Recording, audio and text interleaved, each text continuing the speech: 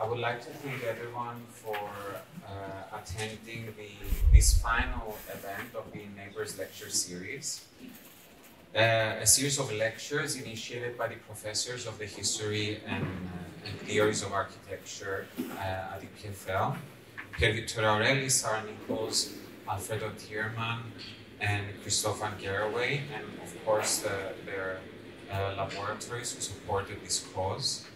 But today I would like to thank also everyone who was involved in organizing this series of events. This is actually the third semester that we run these events, and hopefully we'll have more in the future. And so we'd like to thank all of the PhD students, postdocs, as well as our research collaborators for helping us organize this series of events. So today's topic is the Polykatoikia, a multifamily apartment building in Athens. And we'll see two very different, not very different, but different views or approaches to this very emblematic building type that characterizes the Athenian landscape. And our first guest is Ioanna Theocharopoulou. Ioanna is an architect and architectural historian whose research focuses on cities and the histories, theories, and evolving concepts of post-carbon architecture and society. Her writing has appeared in numerous books and journals, and she has collaborated on curating and chairing several academic conferences, including Ecogram, the question of sustainability at Columbia University, and cities and citizenships with the Goethe Institute and New York University. Ioanna is the author of Builders, Housewives, and the Construction of Modern Athens, a book translated also in Greek. And her book inspired, and I think she will discuss this today, the creation of an eponymous documentary released in 2021, directed by Tassos Langis and Yannis Gaitanidis. And Theocharopoulou has taught at the Cooper Hewitt Master's Program for Design and Curatorial Studies at Columbia University Graduate School for Architecture, Planning and Preservation, and at Parsons School of Design, the new school in New York City, and she currently teaches at Columbia University. And without further ado, thank you. So, thank you so much, Costantine. Thank you, Pierre Vittorio, for this invitation. Thank you to the TPOD Lab Theory and Project of Domestic Space. I'm really thrilled and honored to be here to give a talk based on my book. So first, I would like to start with a quote. Can you hear me? Yes. Yes. Okay. Quote by historian Susan Buck-Morse from 2009. Why do we write history? What truth is it evoked to reveal? The facts are incapable in themselves of providing an adequate answer. Facts are important, not as data with fixed meanings, but as connected pathways that can continue to surprise us, end quote. At the moment when architectural historians are rethinking the role of monuments and masterpieces, and as we continue to recognize the intersectionality of all architectural production, no work of architecture can be credited to one author alone. What might we learn by examining the histories, methods of inquiry, and criteria of what counts as architecture?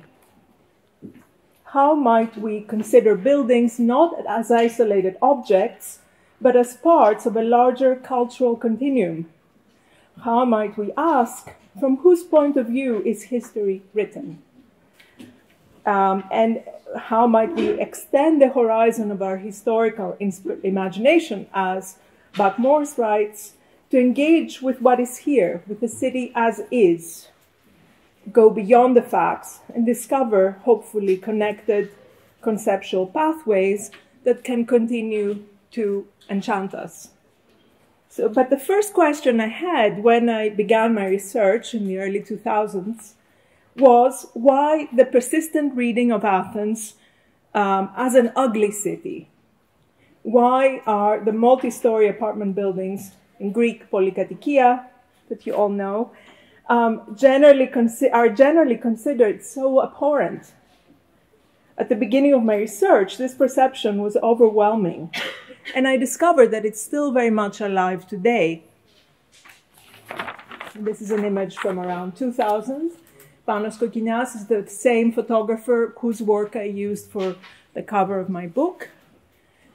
So, not too long ago, a BBC journalist called me to discuss a piece he was working on about Athens that was to be titled, "Why is Athens so ugly?" After a considerable amount of heated conversation over Zoom, this was during the pandemic, his piece was published as "Why does Athens look so quirky?" which I guess is a slightly less damning term. Another example appeared in an article in the LA Review of Books not too long ago, and I quote, "Elegant neoclassical Athens was bulldozed in the 1950s for the concrete hell of apartment boxes, whose design is the aesthetic equivalent of a garbage dumpster," end quote. So this is the kind of thing that I began with. Unlike today, when the Polykatoikia has suddenly become the subject of several coffee table books, not to mention fashion shoots, throughout the 20th century, particularly from the mid-50s and on, Athens was still seen by all as a kind of monster. In fact, the urban planning monster was one of many such striking newspaper headlines.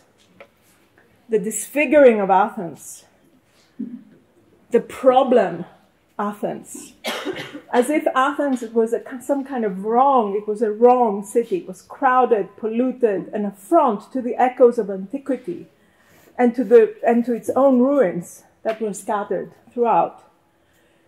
Might this have something to do with the fact that our perceptions of urban beauty are conventionally based on cities like Paris, London, Berlin?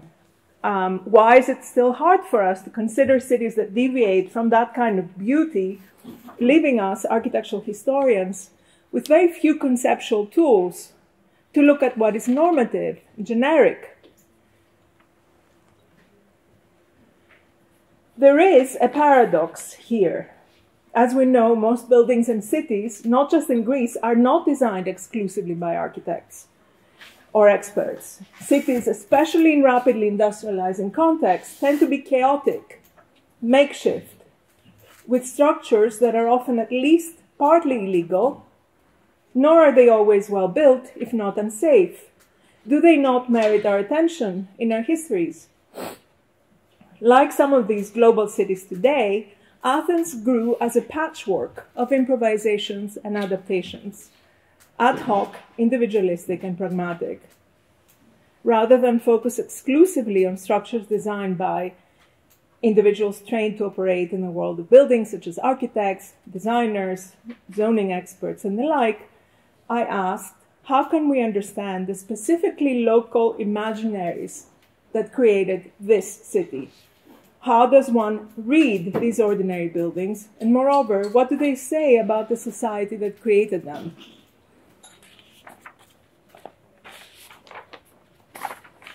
In trying to engage with what is here, the city as is, I started to adopt the concept of social infrastructures and imaginaries as a way to interact with these other histories, the histories of the builders and the housewives, those who built the city in the post-war period and who were generally frowned upon by architects and historians of that era and since. So one of my questions was, who were these unseen builders, these housewives of the title of my book? What was the story of their encounter with the project of modernity? So the many ongoing failed attempts at proper, let's say, top-down planning are generally considered a sorry testament of the inability of the modern Greek state to regulate all things, not least construction. To add to that, the white European fantasy of a pure ancient Greece, and Athens as the cradle of Western civilization still rarely fails to elicit unfavorable comparisons between the contemporary city and the majesty of the classical ruins. Again and again, Athens has been perceived as missing something important in terms of its larger European family. But we should remember that Greece gained its independence from the Ottomans during the 1820s, and that the Greek state was only founded in 1832. Greece was not present at the signing of the treaty that confirmed its own statehood, but that's another story. In some ways, it's as if the white European myth of a pure ancient Greece, and we see here a drawing by Leo von Klenze, kind of idealizing, a sort of ideal scene of ancient Greece, completely imaginary. So this kind of myth of pure ancient Greece helped Greece gain its independence, but it has also persisted to this very day, to today. The Europeans from the north, who rediscovered Greece after the centuries of Ottoman rule, were awfully disappointed with the reality of what was by then modern Greece, and the focus of their disappointment was the city of Athens. In fact, there's a fascinating history of the encounter between Greece and Europe, particularly with Germany and France, in the 19th century and up to the 20th century, that I cannot discuss here today. But I'm showing you a few images from, this is actually from Schinkel, The Apogee of Greece, 1825. Again, this sort of romanticized, idealized images that they, I guess, were hoping to find when they came to Greece. And then this is a painting by Wilhelm von Kaulbach, The Architects of King Ludwig I. And on the left is Leo von Klenze, who was the architect of the main urban plan of Athens. He was also the person who helped devise a sort of a plan to cleanse anything that was not classical, so as to better expose the ancient classical ruins, thereby destroying many medieval, Byzantine, and other historical buildings and monuments, so depriving us of a more complete material sense of historical continuity, because those Bavarians who came together with King Ludwig's Bavarian architects, his son was the first king of the Hellenes, Prince Otto von Wittelsbach. They wanted to see the ruins of classical Greece. So everything else had to go. I'm not saying it was just them, but they actually were very convincing in this. Literary scholar Stathis Gourgouris has noted that there was a way in which the Europeans saw these ruins as affirming their own modernity. They therefore, in Gourgouris' terms, colonized their ideal. In an architecture, neoclassicism was one example of this kind of appropriation of classical tropes, then introduced to newly liberated Greece by the Bavarians and other Europeans who were the first architects working in post-Ottoman Greece, and of course was accepted as the official idiom of the new state. Here I'm showing you a project, an imaginary project or a visionary suggestion, a proposal for the King's Palace on the Acropolis Hill, by Schinkel, no less, that would be, as you can see, just to the side, on the hill, on the Acropolis Hill, which luckily never materialized.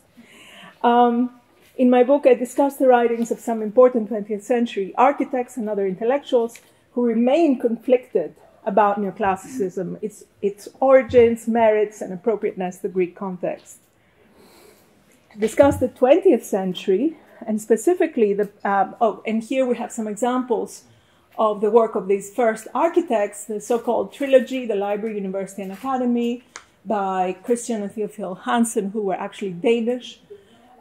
This is the Academy, close-up of the Academy. This is by a Greek architect, Kaftanzoglou, the School of Architecture and Engineering, one of the few early architects who were all trained abroad, because the School of Architecture in Athens was not founded until 1921.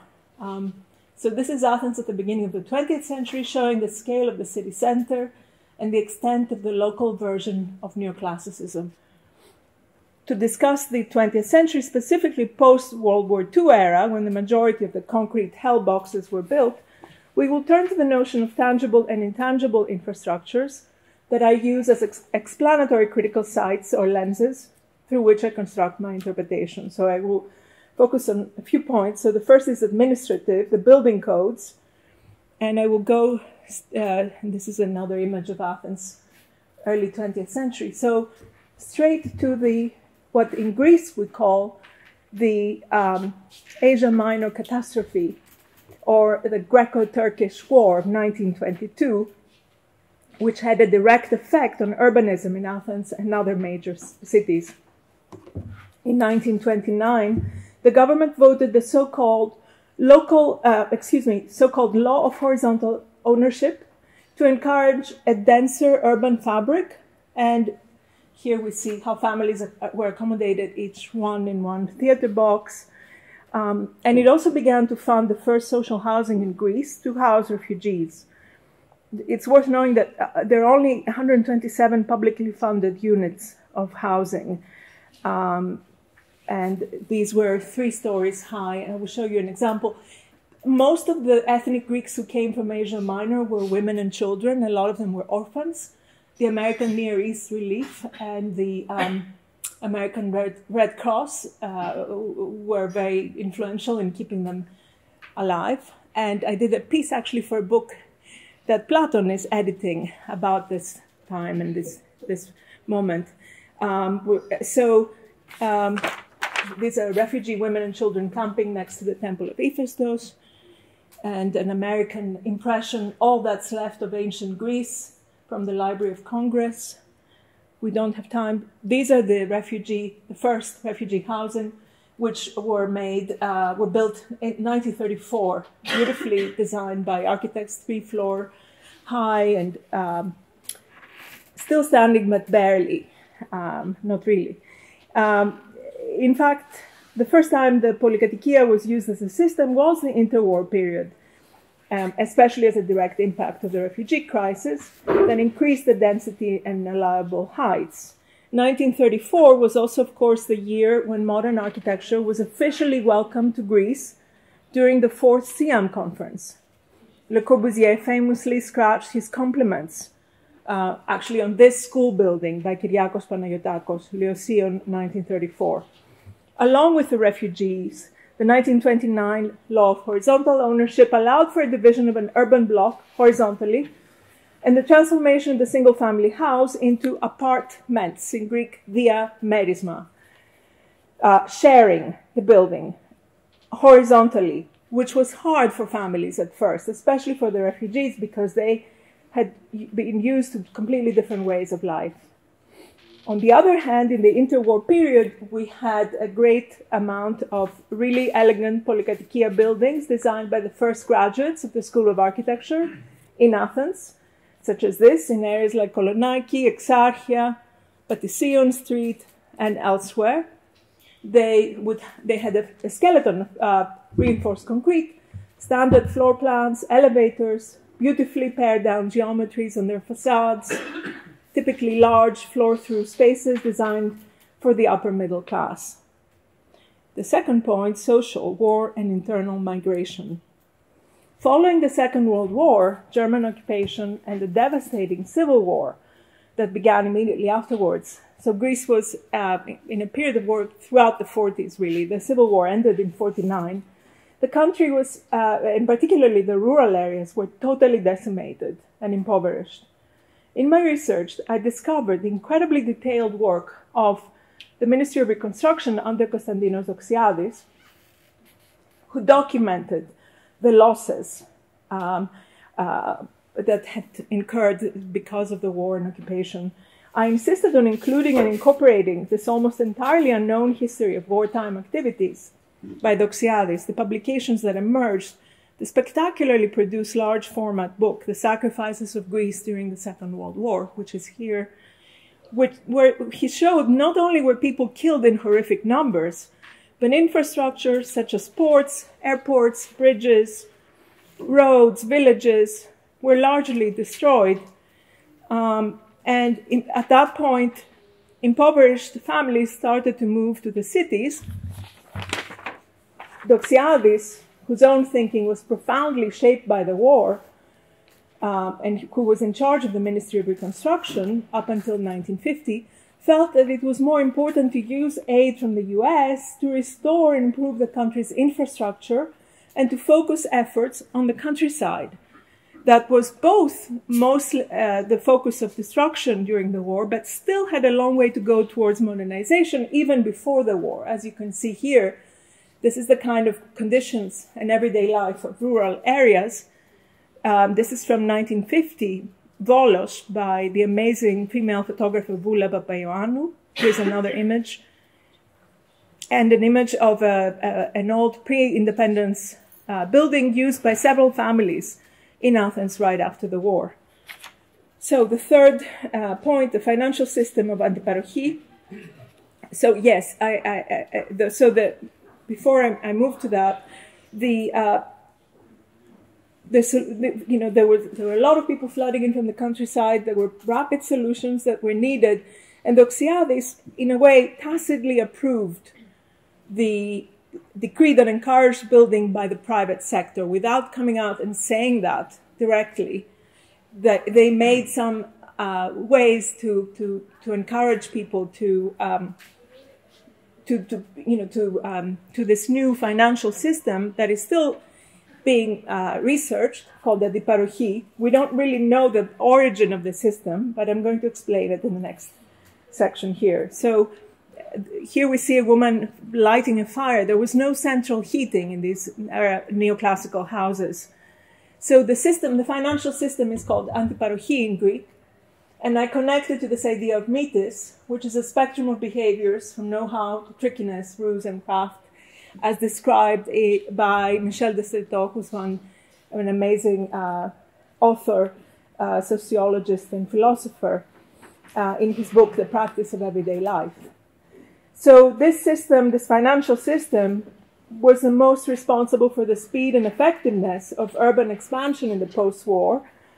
It was a transactional process whereby a small building, such as a single-family 19th century neoclassical house, was exchanged literally with the promise of an apartment or more in a new Polykatoikia.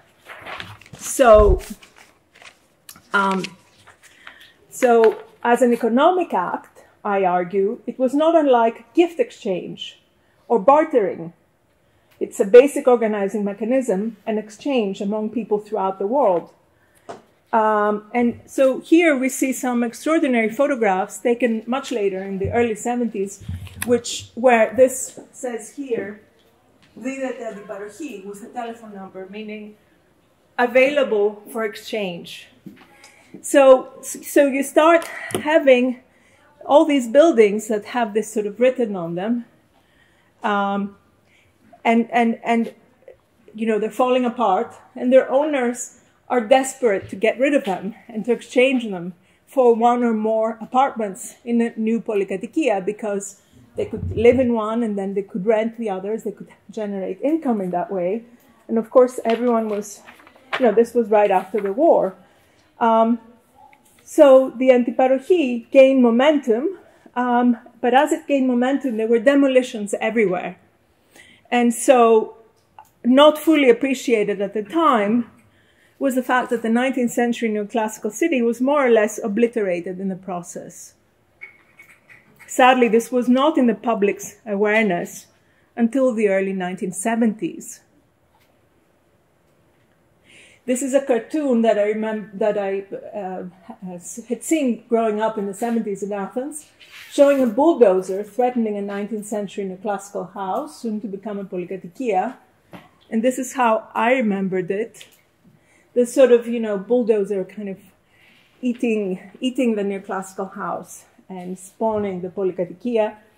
But so who were these monstrous bulldozing developers who devoured the neoclassical houses? the bad guys, who were they who came to work in construction? Here it says traditional settlement, and there it says traditional builder. And this one with the doves peace sign says don't. Me. So it's self-explanatory. So who were these guys? Well, originally from the provinces with little or no formal education, small-scale construction teams, ergolavi in Greek, were able to find work in construction because the country was still dealing with long-term effects of civil war as well as the Cold War. And this was one of the few areas where you could get a job without signing that you were not a communist. You had to produce a certificate that you were not a communist in order to find work, but not in this. You could work in this, whoever you were. So they were not elite, obviously educated, but there were some who studied for practical degrees in construction, and they were called sub-engineers, υπομηχανικοί. And this was also a direct result of the need for housing in the 20s from the refugees, that they had designed these sort of schools for practical engineers so that they could build houses more quickly. So then these became the bad guys who stole the work away from the real professionals. Architects were opposed to them because they only had practical training. They saw them as interfering in their work. So I'm not talking about these people, I'm talking about the supervisors of these people in this image, let's say. So there were these sort of, there were architects who were involved in the construction of Polykatoikia, and we'll hear this from Platon more. But there were also these sort of sub-architects, sub-engineers. And then there were the builders, such as the ones we see here. But in my reading, I highlight that Greece had a long tradition of guild-like groups working in construction that were entirely practically educated. There were clear continuities, in my view, from the previous century, and even with Ottoman times. The modern-day ergolavos, contractor, was previously one of the builders, and he would coordinate and manage teams. Construction work was itinerary, done by small teams of builders who were never more than loosely composed of varying specialties, such as marble workers, marmarades, concrete workers, betazides, plasterers, sobazides, floor workers, etc. It was also generally true that until the post-war period, specific regions produced construction crews who were good at particular building tasks. So you had epirots for masonry building, Cycladic men for working with marble. There was a horizontal hierarchy in group work rather than an employer versus employee ethic. They helped one another, especially since often they chose extended family members or people from the same village or area of origin. So the Polykatoikia, in my reading, relied on a sort of quasi-craft process or even vernacular process, right? And there were no big machines. You can see here they're carrying the buckets on their backs with concrete. There was no standardization at all. And Greece had no heavy industry except cement production, right? And tourism, of course. That's more or less it. So then moving on, was this modern architecture? Was it modern architecture? There is some relationship to modern architecture, especially the use of reinforced concrete as a material, which was the basic format of all Polykatoikia construction. But in my view, this process was much more complex than a simple one-way copy of the Corbusian domino. Despite the apparent similarities to modern architecture, such as unornamented white facades, flat roofs, horizontal lines, modern materials, the Polykatoikia is also not like modern architecture in some important ways. It's a kind of simplified version of modern architecture that lacked the latter's political and aesthetic agenda.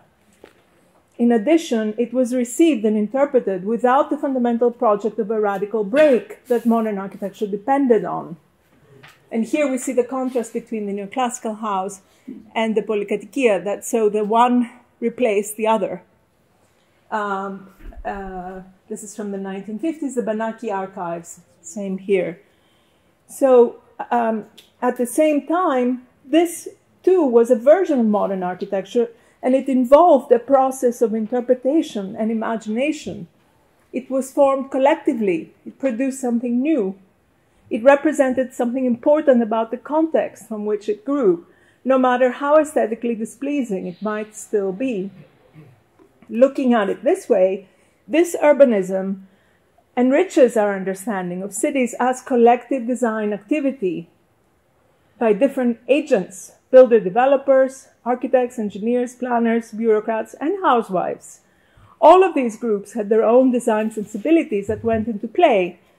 The transposition between the rural world to the city that they represented also enhances our understanding of the movement between high and low, or elite and informal buildings.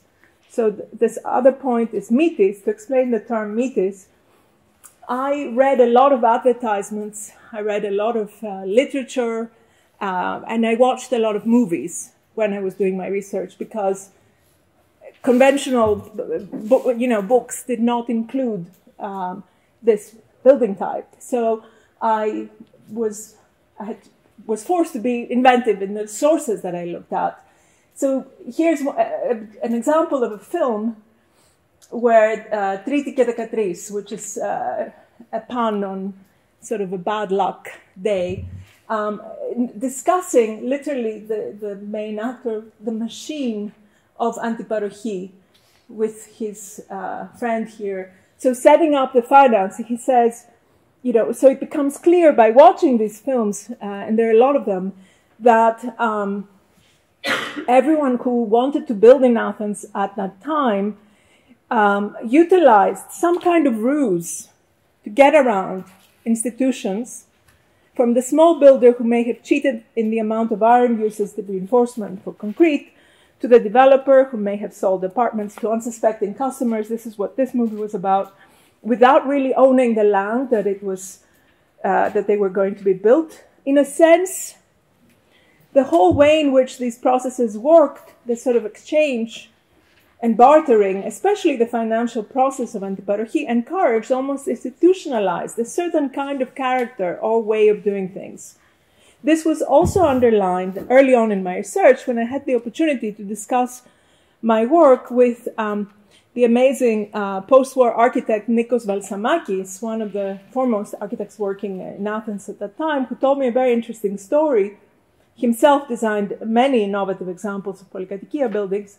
He said he remembered well that in the 50s and maybe even up to early 60s, there would be, developers would set up a small desk like this in front of a building site, and clients would come and choose their apartments as they were going up. And this is kind of a scene that's kind of here a little bit, but in an office. At this point, even if plans existed, clients would typically make changes to fit their own needs by talking about them to the developer on the job site.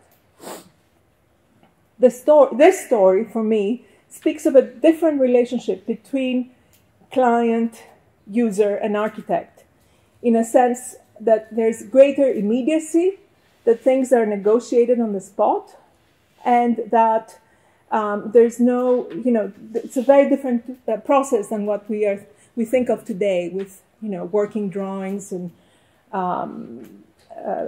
construction documents, etc. Instead, there was a direct kind of conversation. This is what I want, and, this is, you'll get this or this or whatever. And you can change it on the spot. So the same immediacy that worked so well in the financial process that powered the Polykatoikia, it's the antiparochi. It's important to note that it was really the only feasible financial process at that time, because there were no mortgage banks in Greece at that time. But to be successful in this kind of negotiation, one needs resourcefulness and an economy of means. And that's what Desserteau talked about when he described the term mitis, which is, quote, obtaining the maximum number of effects from the minimum force, embracing a spectrum of behaviors from know-how to trickiness. So the antiparochi and the oral negotiation it necessitated was rooted in the characteristics of oral culture, and it contrasts with the academic world of learning and professional education. This is very funny. This actor typically played the rural guy who came from the provinces, talked about a desirable blonde, comparing her to a Polykatoikia. He says, I like a woman to be like a Polykatoikia, to be substantial in length, width, and height. And this is from a film called Laos and Colonizing People in 1959. So the little table in front of the building site in Balsamaki's story relates to the idea of experience, or vioma in Greek, the point that was repeatedly recorded in the arguments between the practical engineers who knew how to build from experience and architects who learned everything from books. And there were ongoing arguments about this. For me, the idea of experience, in my view, has its roots in oral culture, and it relates to performative, collaborative, collectively formed activities that created modern Athens. So, next point, a different kind of practice, a different kind of collaborative form design activities. Although supposedly monstrously homogeneous, the post-war Polykatoikia always had small variations, as if using certain stock parts that came from the same simplified elements of modern architecture, a series of more or less given fixed components, the reinforced concrete frame, white facades, balconies, flat roofs, with small adjustments and modifications. One example of such direct and simplified adjustment to a building is the process in Greek panosikoma, which is still alive and well today, and a vertical extension, common in a variety of contexts, both in the city and the countryside. So the city, in the way that I see it, grew in a kind of a cumulative rather than compositive, top-down planned way, in the sense of repetition, redundancy, formal simplification, dependency on oral negotiation, gift exchange, negotiability. It is as if the post-war Polykatoikia was a kind of building equivalent of an oral process. Lastly, a few thoughts on the relationship between innovation and stereotyping. If modern architecture was about the notion of type, the Polykatoikia was about a stereotype. It lacked originality and individuality. It used things for purposes other than they were originally intended, in ways that had popular appeal. But stereotypes can be enabling and not necessarily only forms of entrapment and victimization. Post-war Polykatoikia development was enabling in that it enabled the transformation of rural migrants into urban dwellers with urban aspirations and a modern way of life. It therefore contributed to the modernization of Greek society. Like the American suburban house, the Polykatoikia was also successful at the level of popular symbolism, representing and expanding access to the good life, as well as progress, optimism, especially for women who had a much more comfortable everyday life in the interior, starting with running water, central heating, washing machines. And here, this is a hilarious movie called The Dead Man's Treasure, where a housewife outwits a developer to demolish her old neoclassical kitchen to build a new Polykatoikia apartment. So he demolishes the whole house to slowly have it, because she wanted a bright, white, modern kitchen. And she's very happy that she managed to manipulate him to do that. The Polykatoikia's main success was that through its unique process of production, it became a vehicle for post-war society to make itself anew. This is especially visible in the interiors, the worlds of women, who were important contributors to the creation of the specifically urban imaginary of modern life. It allowed for possibilities of renewal within the web of everyday life, and thus offers us an example of architecture's transformative power. Without totally losing its class base, as a formal type, the Polykatoikia crossed social layers, cancelling strict dichotomies. It embodied the negotiability of Greek society, where some things can be easily turned around, others stubbornly remain the same, and was successful in blurring and incorporating realms that were previously kept separate, such as formal, informal, local, foreign, traditional, modern, rural, urban. But the synthesis was achieved collectively. It produced something new and represented something important about the context from which it grew, no matter how aesthetically displeasing it might still be to us today. So if there are lessons from Athens, from the early post-war, in conclusion, they have to do with a society that is less reliant on big technologies, large banks, corporations, expensive infrastructure, and the way that the Polykatoikia prevailed as a building form kind of shows us a city that is more open and porous, nimble, agile, adaptable.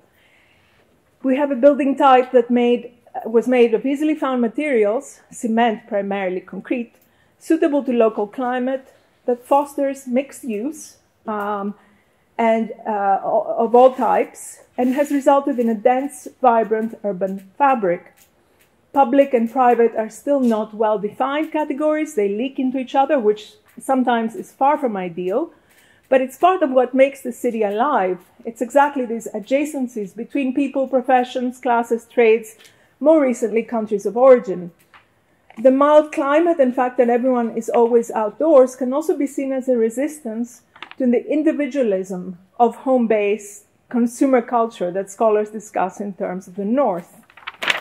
And what I'm showing you here is some of the characteristics of the Polykatoikia process that are now prized by urban thinkers in Germany and other places. And this is a project by Sophia Donna, who is an architect and artist, called Akinito Immobile, that is about the fact that because there were so many owners, the Polykatoikia could not be bought outright by big corporations. However, this has sadly, since the crisis in the pandemic, the system has started to collapse, and now we have large-scale and large capital developers buying up entire Polykatoikia buildings and turning them to Airbnb with no control from the government and destroying the whole texture and the histories of neighborhoods. So, final comment, learning again an ancient sense of resourcefulness and wit. Perhaps that's something we can get from the Polykatoikia, as well as an economy of means, so as to achieve the idea of a city as a form of equity, for which, of course, meaning more socially and environmentally equitable, for which we have a long way to go. And I wanted to end by showing you the trailer of the documentary that was based on my film.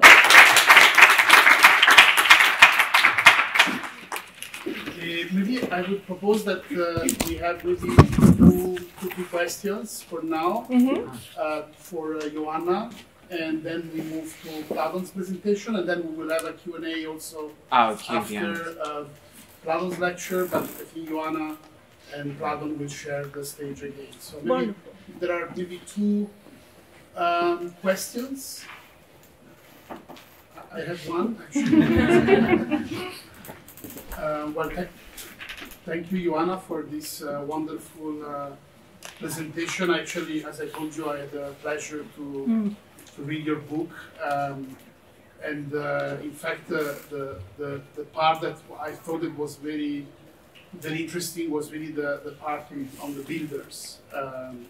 Because, as you know, in architectural history, the role of builders, especially within the history of modern architecture, more than the history of other periods, the role of builders is almost absent.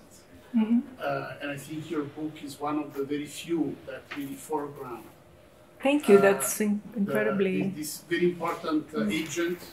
And of course, it shows something that is very similar story to the Italian Palazzina, which actually has a lot of in common with the Greek Polykatoikia, in the sense that, of course, also the Italian Palazzina was the quintessential speculative project. It was designed with a similar financial arrangement, where often actually the owner of the property would actually then rent or sell floors. And something else that it's really interesting, that the building process was also made by very small crew, very small, let's say, groups of craftsmen. So it was a very artisanal process, which actually turned to be often quite emancipatory for those builders. Was this in the north, in the south, or all over? Palazzinas actually are a bit everywhere in Italy, but I think the city that really exploit this type, and it's interesting also this, to let's say, extreme was Rome. Wow. So in a way, the Palazzina is to Rome like the Polykatoikia is How fascinating. That's another story to be written. And actually, it's considered by historians or like very ugly. It's a very, like Athens, like very ugly building. My professors actually happened to be all leftist. They forbid us to design palazzinas because really they considered the most speculative. But who lived there? But actually, it's interesting because it was a building that would appeal to all classes. So you have palazzinas for working class people, palazzinas for extremely rich people. Same. But actually what is interesting is that in terms of building, it gave a lot of agency to builders. Exactly. So you have this sort of paradox that, like the Polykatoikia, that a very speculative kind of building, I mean really the quintessential speculative building, when it comes to construction, is actually very emancipatory, while actually we know that many examples of social housing, which of course are emancipatory in the commodifying housing as a space, when it came to construction, because prefabrication, because the control of large-scale industries was often actually the opposite. The opposite. Yeah. No? So you have this strange paradox, speculative building, emancipatory for builders, the commodified building, exactly. But very detrimental to builders. Yeah, I mean, I think that's why it's so interesting and so important to really go in depth to a local context. I mean, that's one of the lessons that I got from doing this, because I was also, Ken Frampton, also this sort of leftist, Tafuri and all this, of course, the scholarship I was trained in. But then it doesn't really apply here in the same way. I mean, of course it does apply, of course, but not in the same way. So, yeah, I would be fascinated to know more about the Palazzini. And what is the scale, though? Well, actually, this led to another question that I have, which I currently am debating a lot with my Martino Tattara, who's my office partner at Dogma, because we're doing a research on the urban villa. And one big question we have is whether the Polykatoikia can be considered a sort of urban villa, because the Palazzina is, I mean, also in Lausanne, actually, you have full of urban villas, which also are very speculative buildings, but at the same time they were extremely, I mean, the construction process actually was, again, very craftsmanship oriented. And my question to you is, can we consider the Polykatoikia an urban villa? I don't think so, but that's a fascinating question. Why would it be an urban villa? I mean, what would make it? Well, there is one reason why we are debating. I mean, we're not sure, which is that urban villa usually is, no, the urban villa doesn't have a courtyard, actually, but it's free on all Right. And the Polykatoikia usually is almost like a townhouse, so you have these blank walls. But there are a lot of examples where the Polykatoikia is actually at least presented. I mean, these perspectives that in your movie is, you see these perspectives, and the way they present they don't present the Polykatoikia as part of a row. Right. They present the Polykatoikia as almost an isolated block. And to me, when you see not so much the Polykatoikia in reality, but the Polykatoikia in those renders, it looks like an urban villa. Fascinating. I mean, also renders like this, you mean? Yes, but actually not that one. I mean, you see clearly that in that render On the left. it's part of a sequence. Yeah. But for example, there are other images that you showed in your lecture. These continuous balconies, these loggias. I mean, these are all attributes. I mean, my opinion of the urban villa, and it's interesting because you know, urban villa is a German type. And maybe, I don't know if there is a subconscious kind of influence. I mean, paradoxically, urban villa really emerged in Germany in the neoclassical period. But very soon became a very speculative kind of type because it had to be very dense. And I wonder whether there is some sort of subconscious influence. I mean, for sure there was a conscious decision to stop building Polykatoikia with these, what they had in the 20s and 30s, this erker, which were these sort of beautiful, in my view, geometric protrusions. Yes. Because during the war, you know, the Germans, the erker, 1940, I think it was, that you were not allowed to do that anymore.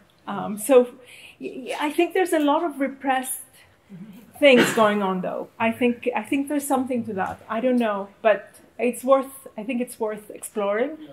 But I think there's a lot of, you know, the German, then the Turkish. There's a lot. I mean, for me, architecture history is part of cultural history. It's a continuum. So I would say, yeah, it's fascinating in that sense. Yeah, actually, just maybe continue this discussion. I'm sorry that I took too much time with my question, but in fact, the urban villa, although has its origin in Germany, has also origins in the Ottoman tradition. For example, the Topkapi kiosk, which is this block-like building. I mean, it has a certain, I mean, in a way that sort of typology of a blocky-like building is something that is very common also in the Ottoman tradition. Greek historians would hate to hear that, but it's fascinating. Yeah, I would love to hear more. I'd love to hear more. Thank you so much. Thank you.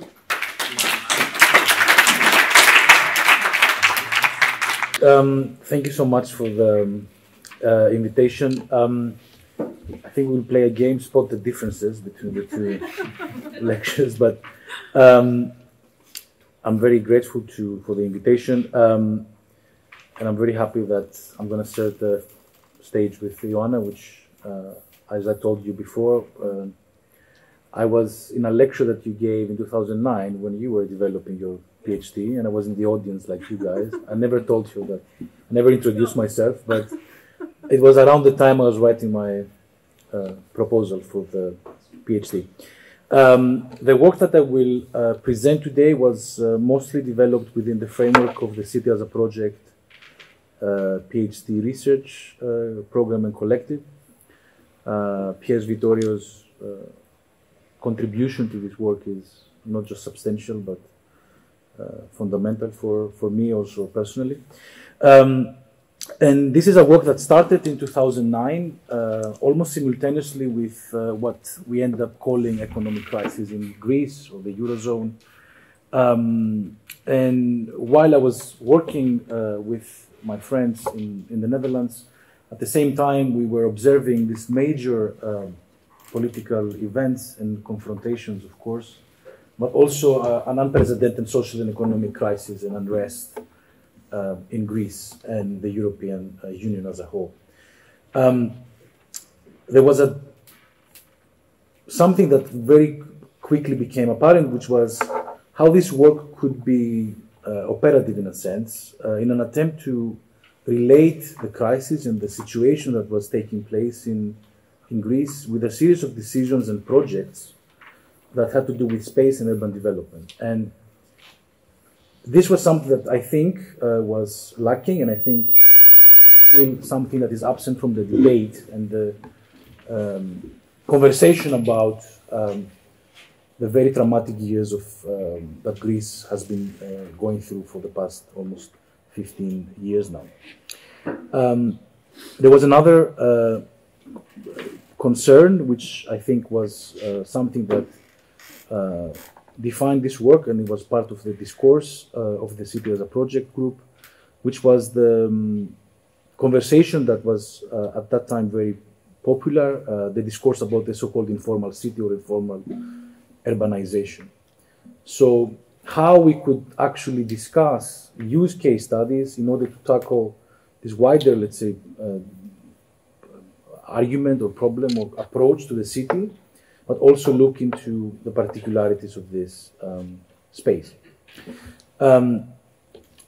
I think, in my point of view, this was a necessary move to reposition the pure macroeconomic reasoning of the crisis in Greece, or the debate about, things like debt and state insolvency, institutional malfunctions, corruption, or when it comes to informal urbanization, the rest of the kind of tropes that we were at that time encountering, and to look into this, let's say, urban form.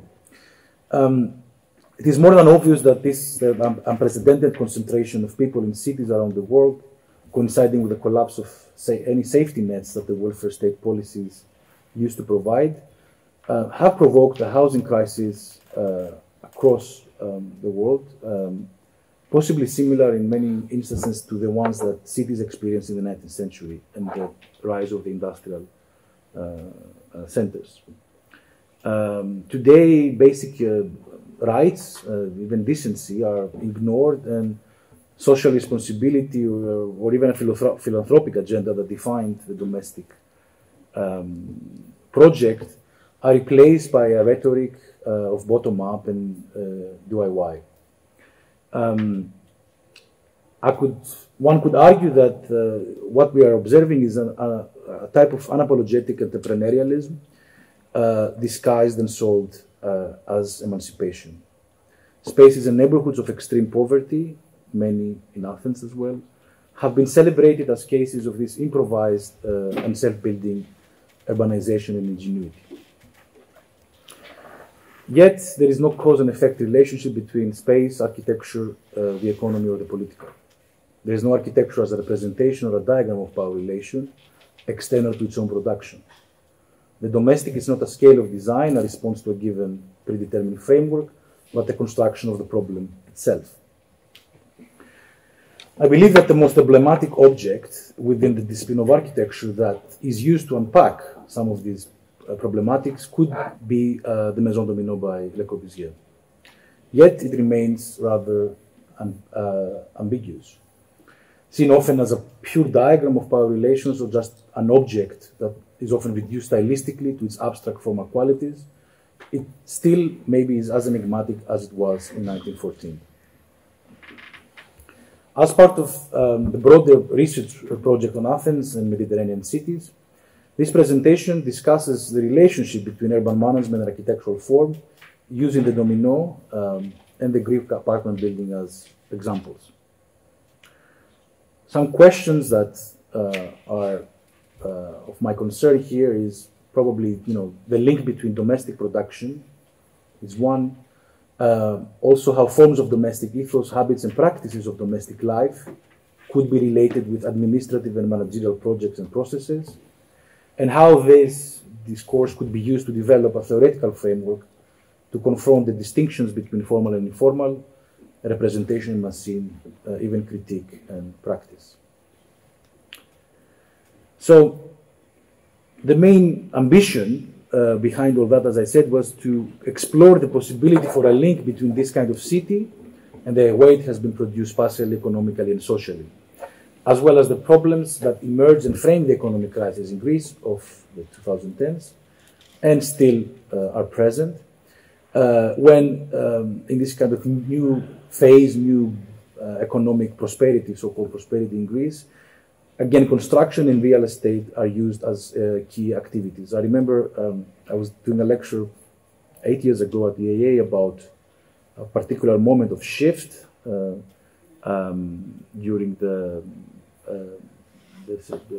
second government of Syriza at that time, a left-wing government, and how the parts of the memoranda and the agreements that the Greek governments have signed, especially the last third one by Syriza, actually they were opening up a door for large-scale capital to be investing and taking over this part of city. And unfortunately, some of these thoughts have proven completely correct. Since 2012, and especially since 2016, measures and conditions such as new building regulations, significant changes in the real estate market, such as the golden visa and all of that, have initiated a new property regime, one that is now emerging in Athens and other Greek cities, one that is also profoundly unfair. There was a publication of a recent report by Eurostat, the European Statistical Authority, that actually compared housing prices in the Eurozone. Greece is the third cheapest, fourth cheapest in Europe, but if you enter medium income, it's the second most expensive. So suddenly, this, in a way, becomes a new horizon. I mean, this is an unsolvable problem, in a sense, within a capitalist economy, actually. There is only one way that this will go, and we know who is going to be benefited from it. What has happened in the past 8 years marks the end of a previous model that defined the urban horizon of Greece since at least the 1950s. This is where some of the things that Ioanna mentioned, many things would be, we will be overlapping. I think I would cast a light on some other elements that Ioanna didn't have the time to develop, but I also think that many of the things that she talked about are also present in the work that I've done, or at least things that I completely agree with in the terms of the analysis. So what we're talking about today is an evolution of a system of building, a technology of construction, an economy of construction, that organize a housing market within which protocols of inheritance and interfamily relations defined itself. This was a model within which space and small-scale land accumulation played a fundamental role in economic and urban development, I would argue, in order to achieve social peace. And this is precisely the model that is now turned against itself. I will briefly trace the evolution of this project in different phases, relating the development of its architecture with economic models and the politics of reconstruction in Greece, of post-war reconstruction, before concluding again with a few more thoughts on the contemporary situation. As Ioanna mentioned, we have to go back to the 1920s. Two problems emerged at that time. One, of course, was the question of density. So how can the city could be densified? Yes, I left it black, so there's a surprise. So density is one, and the other one is the 1929 economic crisis. So how was it possible to allow for and to direct investment in real estate of capital that was accumulated by high bourgeois subjects at that time, Greek-speaking refugees from Turkey, merchants from the Greek diaspora, so de facto somehow offering a kind of safer way to deposit capital outside of the stock markets, basically, and protecting it from violent fluctuations in international trade. So there is a very clear project there that is unfolding, which is how could this capital could be somehow brought back to the city. There are this answer was sketched into regulatory protocols. The first is a building regulation, the first one that the country had of 1929, which introduced a radical modification of the allowed building heights, numerous provisions that dealt with a three-dimensional permissible object, mainly the ways adjacent structures approach or make contact to each other. So it's a problem of a party wall, basically. Actually, the absence of party wall, which is a very important element of how you relate an architectural object with land property divisions and forms of building development and techniques. Here we're talking about a land property regime which Ioanna beautifully presented of the neoclassical city, which was profoundly fragmented. So how you could adapt a building type, almost a kind of freestanding building actually, although it's in a continuous block, to be developed. And if the general building regulation allowed for this new architectural form to emerge, there's a second text, a very important legal document, the law on property divisions and other provisions, that provided a framework that radically modified the private ownership status in Greece, achieving the transition from the institution of freehold ownership to the one of horizontal and vertical property. We all often talk about this as an issue of horizontal property, but it's also the vertical as well that is important. It's actually a condition that moves away from a kind of landlord to a system of co-owning buildings and properties, vertically or horizontally. In this new system, a group of individuals co-own a single property in predefined percentages. Gradually, residential buildings in Greece were not anymore singular undivided estates, but complex, highly fragmented equities with multiple owners per property.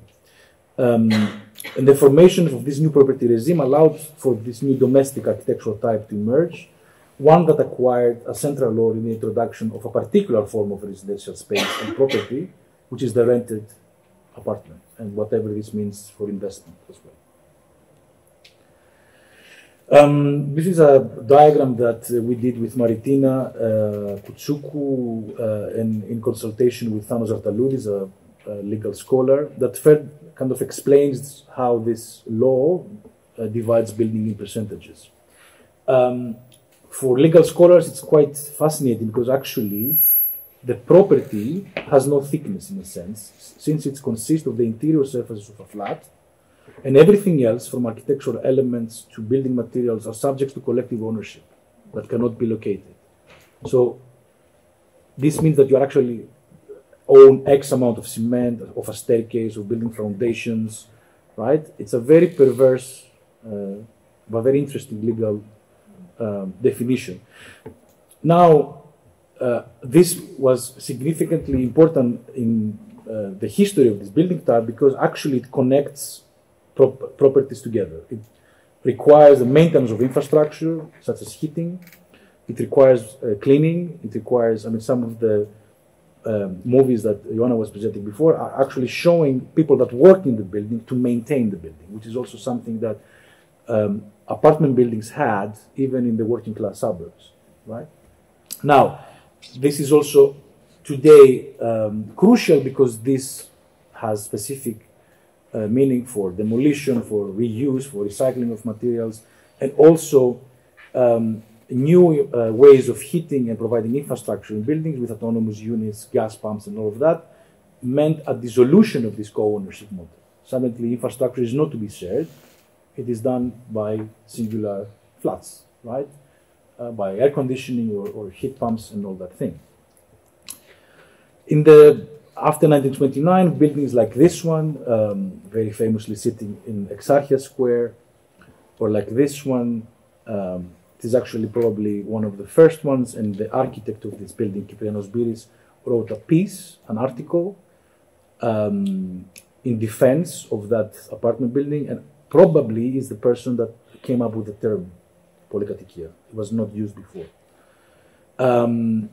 The building itself has a fascinating history, which we could have a lecture only for this, since it became the headquarters of the Gestapo during the war, then the headquarters of the military police, and famously torture infrastructure in the military dictatorship. Then it was rented by the Communist Party of Greece for obvious reasons, and it was used for headquarters, and now hosts the Ministry of Culture. So speaking about multifunctional type and hybridization, there is nothing better, I guess. Anyway, it's interesting because Biris himself talks very clearly about the type as a economic development machine. So he spends a lot of time talking about the cost of the building, and about how this was specifically targeting Greek diasporic capital, wealthy people from, at that time, Greek colonies in Egypt, and wealthy Greeks that have remained in Istanbul. Anyway, it's a case which I think deserves a special position in the history of this type. Of course, legendary modernist buildings like this one. All of this together came to densify the center of Athens, sitting next to these 2 or 3 story high neoclassical architectural objects that Ioanna was presenting before. From 1929 until 1941, according to Marmaras, a scholar that studied particularly this period, there were 450 buildings of that kind that were built within the limits of the municipality of Athens. It was actually an area smaller than 12 square kilometers and nowhere else. So it was almost, I think, for that particular area. If in the interwar period, these 2 texts opened the possibility for high-rise, luxurious, modern apartment buildings that Le Corbusier famously, as Ioanna was presented before, signed and visited and celebrated in a sense. If at that time it was used like that, it was how it then appeared and eventually presented an alternative architectural and urban model for mass housing in Greece that is interested us here. And it will be in the aftermath of the Second World War that the full potential of this typology would be exploited. The Second World War in Greece didn't end in 1945. Following the liberation from the Nazis in October 1944, the country entered a devastating civil war that lasted in phases of various intention until late 1949, until the October 1949. Now, from official documents and reports written by foreign officials of the international aid and the Marshall Plan, but also local experts and bourgeois politicians, it is evident that a particular project was being formulated. You talk about Doxiadis, I'll talk about Varvaresos, an economist in Greece who was responsible to write the economic redevelopment plan in the early 50s, 1952 actually was published. And within that text, the purpose of this plan, of course, was to transform and to present the country as an exemplary operation. Within this document, there's a clear intention and a decision to promote a post-war reconstruction strategy without the direct interference of the state. So the absence of a public welfare agenda. And this is one of the main points in the introduction of the Varvaresos report. And actually the main point that he makes is that this would eventually present the capabilities and interests of the private sector and therefore avoid any kind of communist or socialist possibilities or turns in the country. Foreign large-scale capital in the form of aid programs and transnational loans that had defined the Greek economy even since the 19th century would take over major productive sectors, infrastructure, and natural resources. This is also part of this neo kind of colonial project. The main strategy, as it has been unfolded after the war, and it's not just in Athens or for Athens, but eventually for every city in Greece, was the guidance of population's economic activities to the small-scale building industry, which would eventually allow for the working class and the poor to enter the realm of private property.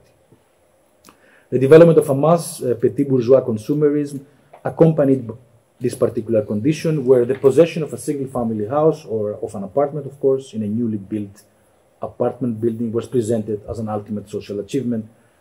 Again, the work of that Ioanna was presenting with all the advertisements and the social imaginary was key to that project and transformation.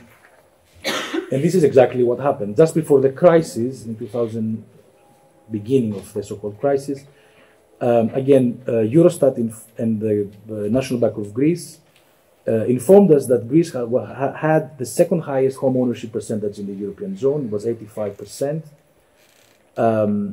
Very interestingly, 85% of that 85% had a combined asset value of up to 100,000 euros. So there was small properties and not particularly expensive. And interesting enough, again, the average of that was 5 assets. So 5 assets combined of around 100,000 euros. Now, this means that many people were owning percentages again. So this over-fragmentation brought an over-fragmentation of the ownership model as well. So you might have 20% of a flat, 40% of another. You owe 1, right? Completely, right? What Greek governments did was to produce and modify building regulation in crucial social and economic moments, gradually transforming this high bourgeois apartment building of central Athens to a generic frame adaptable to different environments and different densities and areas in the city, eventually becoming a quasi-classless residential unit. Apart from any building regulation, the main tool was the interpretation and the consecutive applications of the provisions described in the 1929 property law that still hasn't changed. It's the same framework. These are some examples from that period. We were talking with Ioanna before. There's a big methodological difference of our projects, which I think we should discuss. In my work, I studied specific examples. I took 12, let's say, archetypes, if you want, of that history. And for each building, I kind of explained the specific moves and the ways architects responded to regulations and problems. Of course, this doesn't mean that these were more important than other buildings, but somehow the clarity of these interpretations and moves were helping us to understand what was at stake at every given moment. For example, this very famous apartment building by Balsamakis is one of the very first buildings that we have an introduction of corridors, the first plans that we can trace that, and also this facade that unifies a diversity of flat types behind a unified facade. Zenetos here did exactly the opposite. As a critique to that, somehow it presents almost a kind of X-ray of what is there. Now, of course, this is a building that stands in a very prominent location. This doesn't change the observations that we make here. Here's another very famous example, one that Frampton writes about. Is one of the key buildings that he uses to develop this concept of critical regionalism by Dimitri and Susanna Donakakis. This is a critique of these previous gestures from a standpoint of course, also academics. They were involved in education of architects in Greece, of course, where we have the fragmentation of the building type itself registered in the facade of the building, right? So a critique on either the facade that unifies or the slabs that are uncovered. And they are very clear about that this was the main reason why this building is designed like that. To the extent of arriving into things like that in the suburban areas of Athens, a very well-known example from the 1980s, again following the same kind of similar logic to buildings like that in the early 2000s, where the architect here talks about a single polymonokatikia, so a multiple single housing, where he takes the problem of the antiparochi that you were talking about and kind of designs it as a building, right? So this is the percentage of the landlord that is given as a kind of two-story high villa on the ground floor, and these are the 3 flats for the developer. I mean, eventually the architect uses the villa for his office, but that's a different story. I don't want to talk about that now. But the project was precisely that critique, and especially within a suburban context. To things like that today, which, again, new types of dwellings are emerging in the city. This is a building design from the start as a short-term accommodation in downtown Athens. Of course, these buildings are exceptions, right? But as I said before, to me, what is interesting is the understanding of that logic through conversation about design standards, building standards, technologies of building, even technical and material solutions and details. Now, I'm not going to talk much about it, this particular form of agreement that Ioanna was already mentioning. What I would like to say is that this is not something that comes out of a legal text. This is and there is no trace of that, and there is no reason to trace that. Basically, it's an informal contract of exchange of land piece to percentages of a built space. Now, this is crucial because, of course, not only allows for this new imaginary to emerge, but it's a very crucial economic device. It's within that process, a land is exchanged with built space without any monetary transaction. It's tax-free in the absence of loans, in the absence of mortgages. And of course, it makes this system profitable for landlords of whatever background, and of course contractors. Landowners, small scale, this is incredibly crucial also for working class, in development of working class suburbs. Because suddenly small scale landowners, even people that squatted some of these plots in the first place, are able to increase their income suddenly, entering the realm of private property. They have ownership, they rent apartments, and the contractors, of course, obtain land without any necessary capital, without any bank loans. And this is probably the wet dream of neoliberal urbanization, or something that people are now using in models of co-op housing, for example. Right? I mean, there are very similar techniques, especially with co-op housing that addresses, of course, middle class and upper middle class subjects.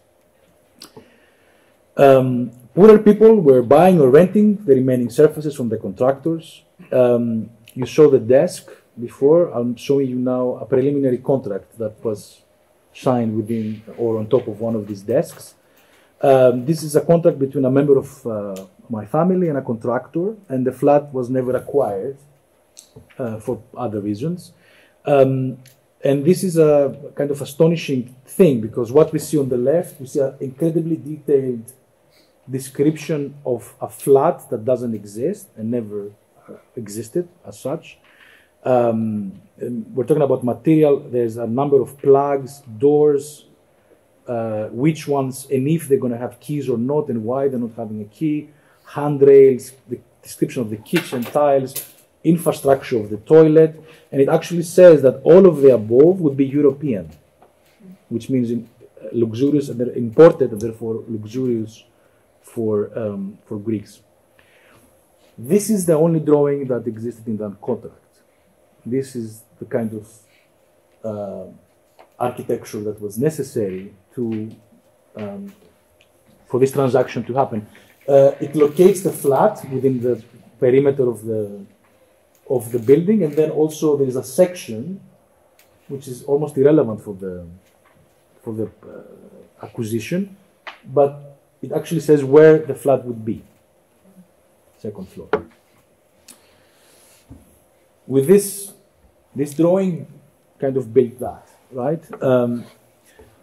And what this model of development did was to privatize and to fragment cities and buildings to an extreme level.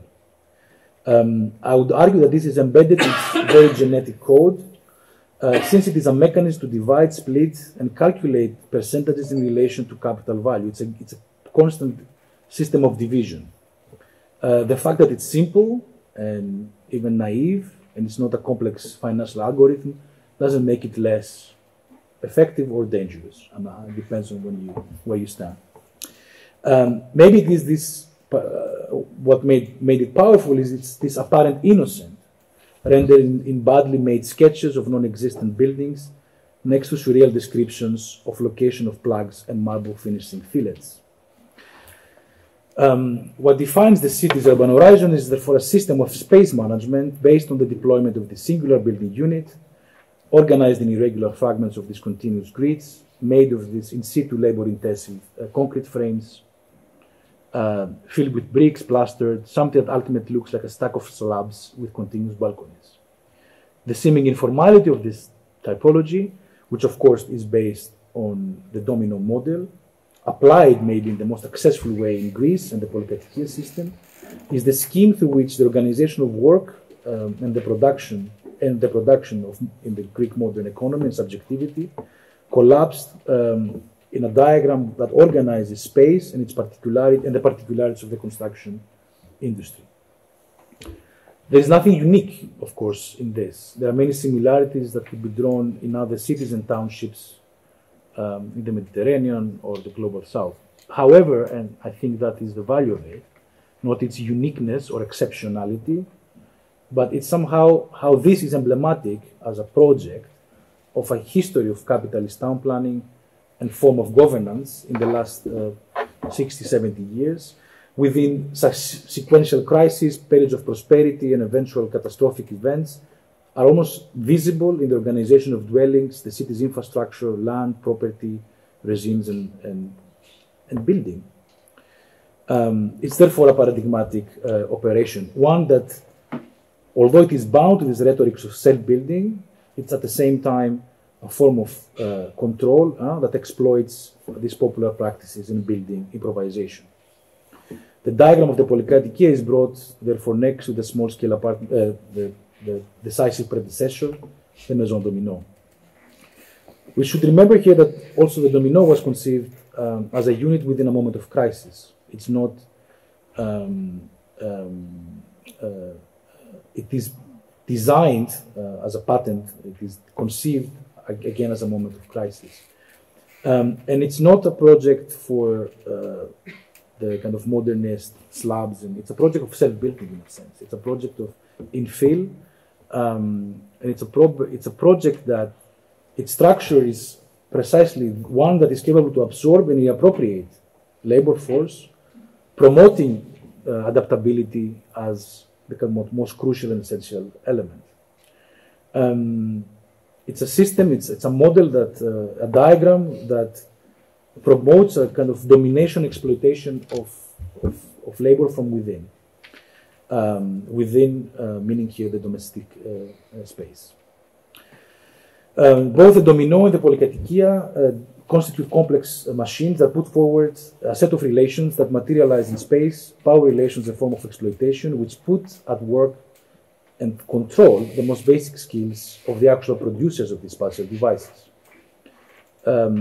The abstract ability to produce, in general, collapsed and simultaneously is glorified within this peculiar diagram, where an architectural abstraction, a space reduced to its bare minimum, become a diagram through which production and private property are proposed and promoted as the one and only possibility. The seeming informality of the domino model applied in this most successful way in Greece is what we are talking about here. Conceived and endorsed as a project to address human displacement and increased densities, it actually consists of a platform of social consensus, peace and development as an antidote to struggle. A system of accessing private property and housing in an environment defined by the overwhelming absence of public funds and subsidies. It has also become a mechanism of capital accumulation, a calculus of inequality, and of course a scheme to achieve extreme monopolies in construction materials, building patents, and technical solutions. The fragmentation of the labor force, which is something very clear in the previous presentation, also meant that cement in Greece was provided by two companies, steel by two companies, and so on and so forth. So there's a kind of exactly the opposite spectrum of the economy. We have the exactly opposite effect. A form of technical and intellectual knowledge was captured and governed by being constantly separated and diffused. And this concerns not only the proletariat of builders and contractors, but also the vast middle class of architects, engineers, technicians, lawyers, and conveyancers involved in the real estate agreements and activities throughout.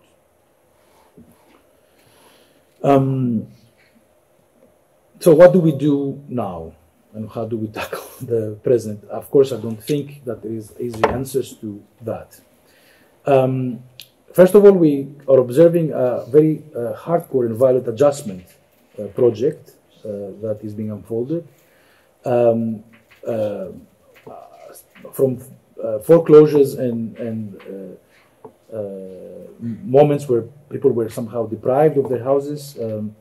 We kind of go back to a moment where this is accumulated by banks, by large corporations and real estate players, not just local but international.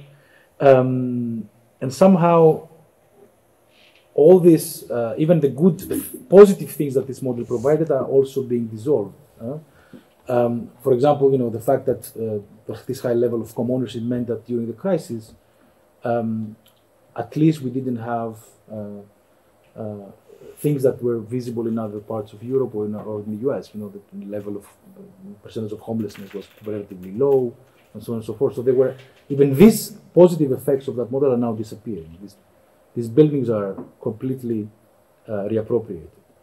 And of course, any solution to that is not one that should be tackled as an economic problem.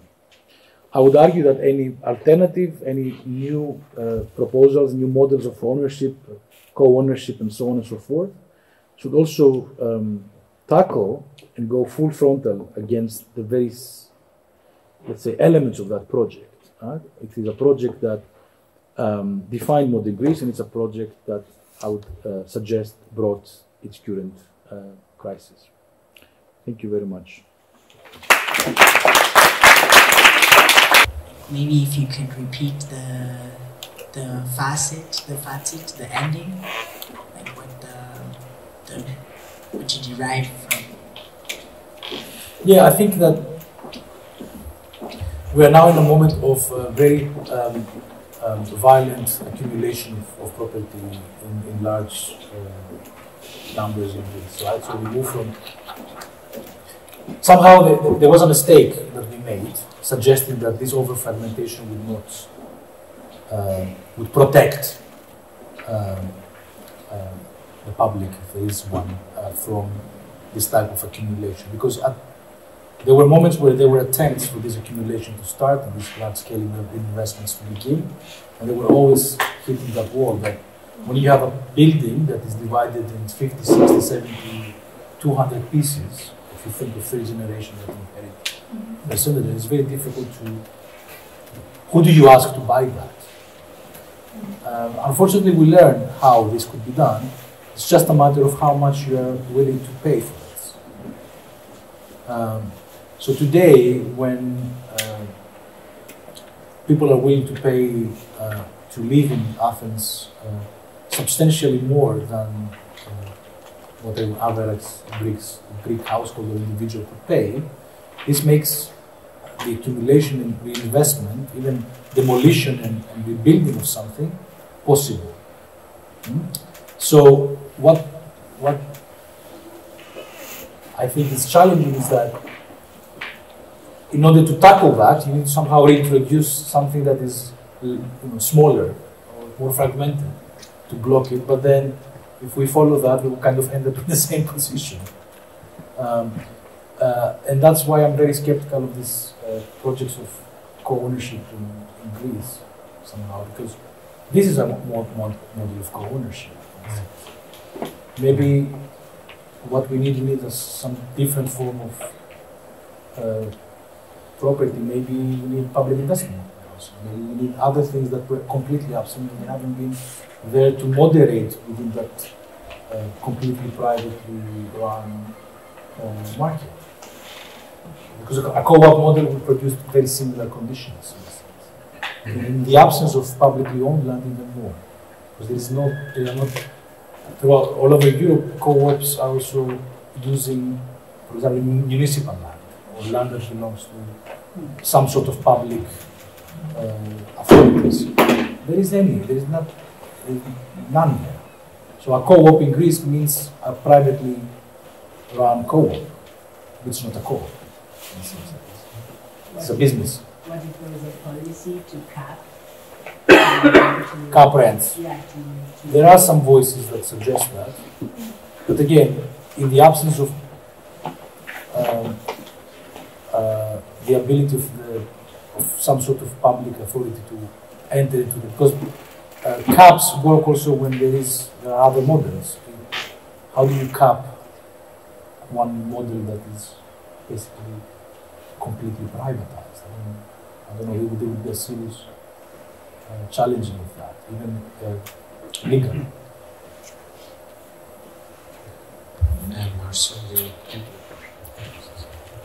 Thank you for both of the presentations. It was a good way to remind also how beautiful the Mediterranean is. So don't be fooled.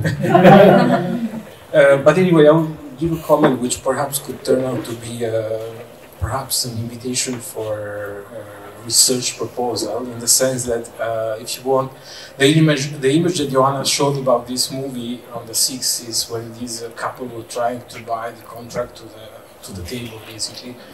The same year, actually, on a country which is very close to yours, on the border, and also border of Greece, so Albania, the same situation, a similar movie would show the same subjects, but actually, instead of buying, the person who would stand on the other side of the table was the state representative who was giving for free, actually, apartments to the citizens. But actually, this socialist period in Albania, actually, it worked as a kind of somehow stopping the same the processes that were happening in Athens in the same time. But after the fall of the regime and the rise of the capitalist system or capitalist economy in Albania, actually the same model had a lot of success. So it was not a Polykatoikia in the same, let's say, typological sense that you also showed it, but at the same time was built with this, with more or less the same processes of local builders, scale, also in terms of typology, probably with one difference, which I think is crucial at this point to perhaps argue on a point also concerning the question of urban form, that these buildings were built as an extrusion of the property lines, which didn't correspond to a grid, because there was not a grid. After the socialist regime, properties were redistributed to the former owners, but without a drawing on the ground, actually. So everything was based on former cadastral maps, which had a very irregular form. Yeah. And this produced an extrusion of the plot in terms of form. But my question would be at this point, and eventually an invitation for research proposal that could enlarge the investigation not only to Athens but to the whole Balkan. I was in Tirana a couple of weeks ago and we had exactly the same. Yeah, because it seems to me that it's not only maybe the Polykatoikia, but also what we called in Tirana the Little Palace or Palace. I don't know why we use this label apart from the Roman, of course. It seems to me that it's a very anti-urban, if you want, type of building, in the sense that all these examples, all this architecture, they didn't care about the city. So there was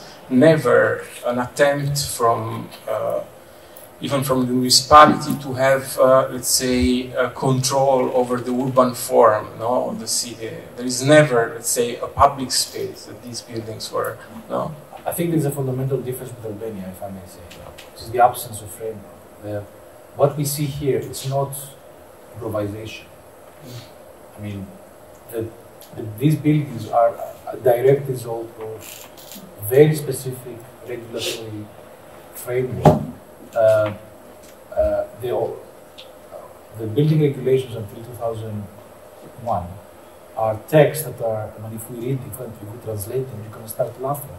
Because there's no description of health and safety or things like that that you will see elsewhere. There's an obsessive description of architectural elements, of decisions that they shouldn't be taken by government about the height of a window.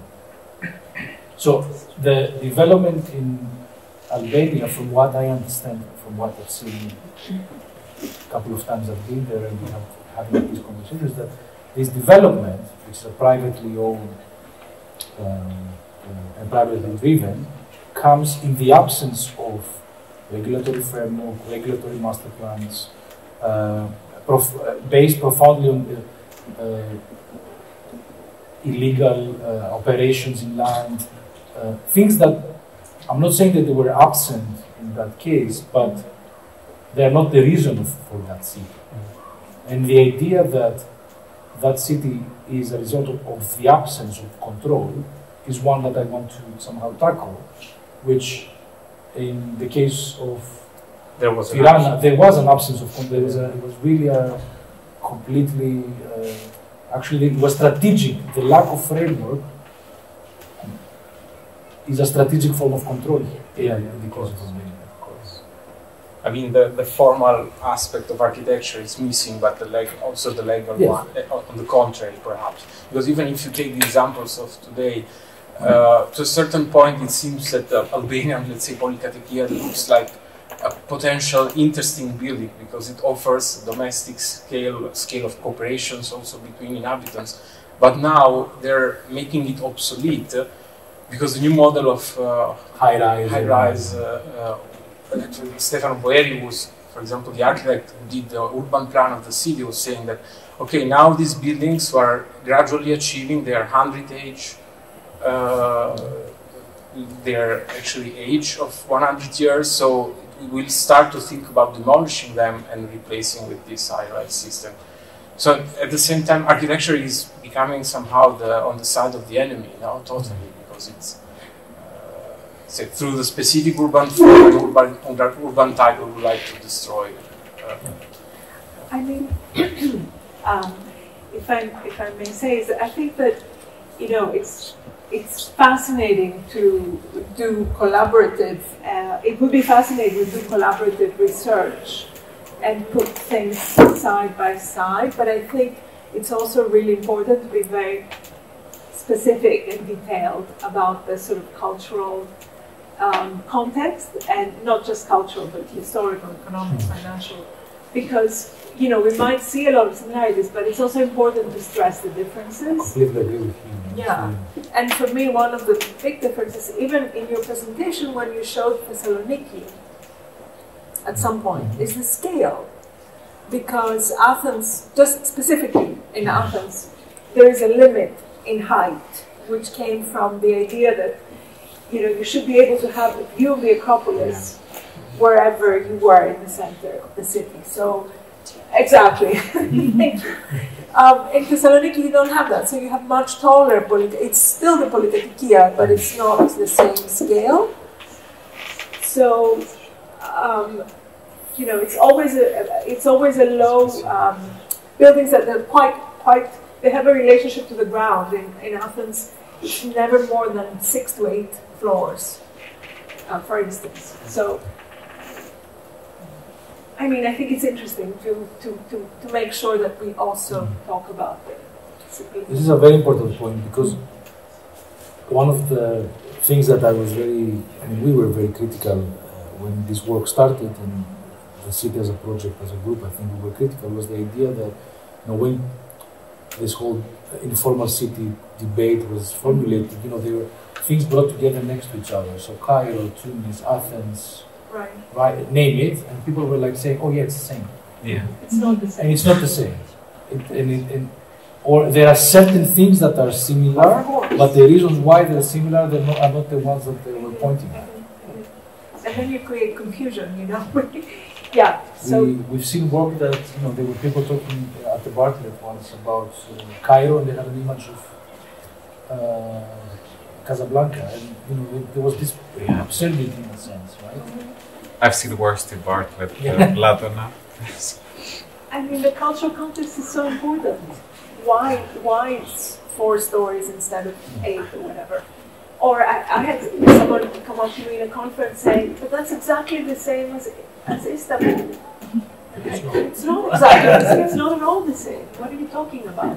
There may be similarities, conceptually maybe, but actually when you look at it, Istanbul, it's like multi-story, sloping roofs, all kinds of materials, and in completely different context, religion. But don't you think that, for example, the historical, let's say, tradition could be let's say, a moment of communality, to build a communality in terms of historical. But for example, the Ottoman Empire is also mentioned. I mean, I think that's a huge and fascinating topic, the kind of remnants of the Ottoman Empire.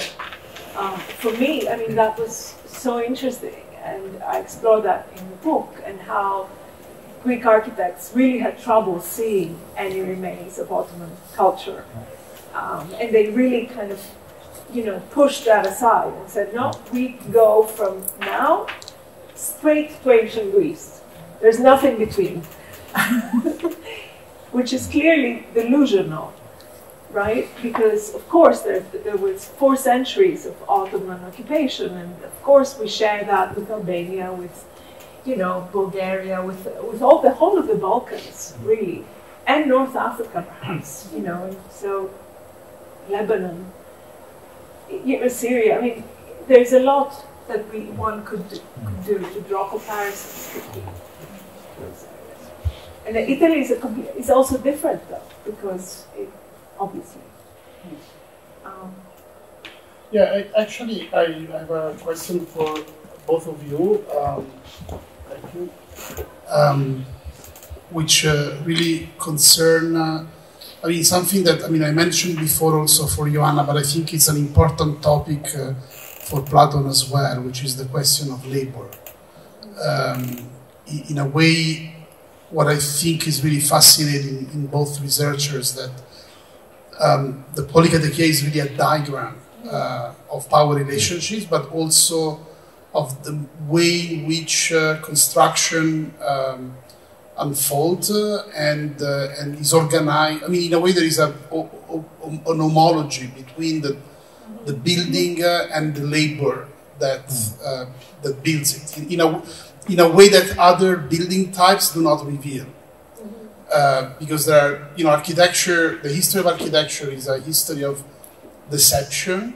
So when you see Brunelleschi's dome, you don't really understand how it was built. Actually, Egyptian pyramids were built exactly with that logic to create almost, buildings where later, after they were built, no one could understand how they were built.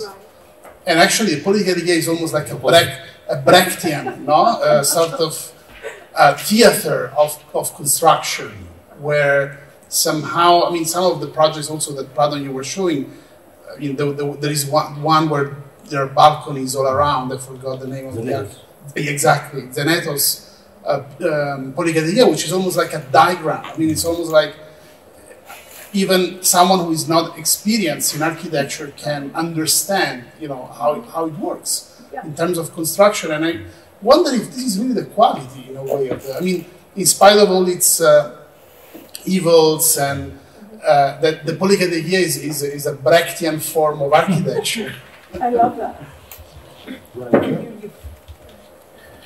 Yeah, or I'm romanticizing. No, there is. I'm also. I completely agree with you. I'm obsessed with the way construction and materials and detailing, especially, has been developed. Because there's a very incredible connection between, let's say, formal knowledge and manuals that people were taught in schools of architecture or schools of technicians, how these were experimented on site. So there was a feedback within the industry and which is if we want to, it's labor doing capital and all the other way around, in a sense, right? Exactly. There are some things that have to do with resources. For example, even in poor neighborhoods of Athens, all the finishing is marble. Pentelicon marble, like they want similar to the Acropolis, which is absurd, but it was cheap.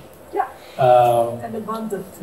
So there were all these incredible things, shutters, windows, detailing that came from popular, adaptation by popular practices of standards and things that they were seen in industrial, capitalist industrial solutions and construction environments, and they were adapted and they were manually done. the Brechtian device, the most Brechtian of devices, is the balcony. Yeah, exactly.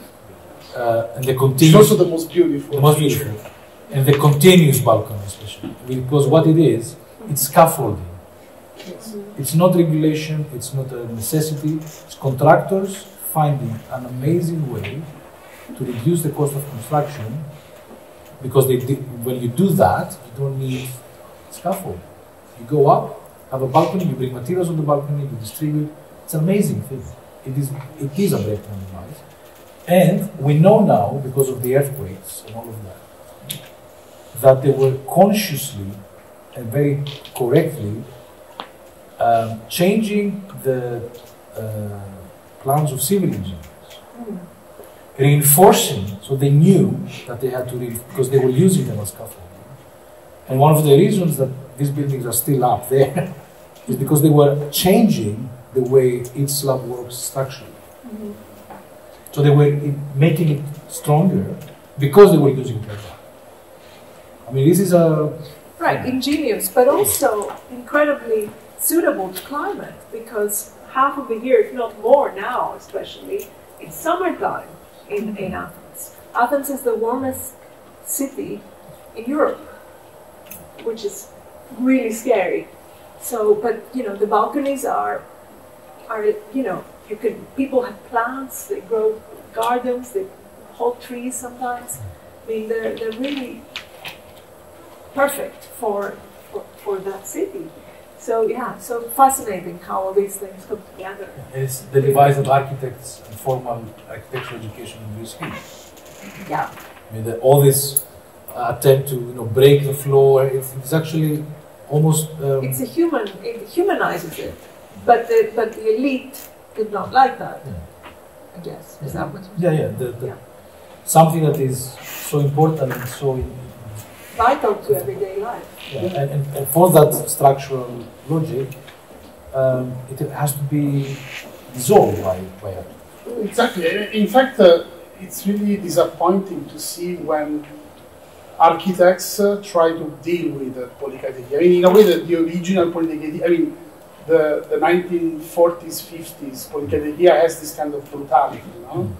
And now you see, after the 90s, architects somehow reducing almost, now, like creating a more polite Polykatoikia, more gentle Polykatoikia, and I wonder whether somehow I mean, I don't want to argue, you know, of course it's naive to say that form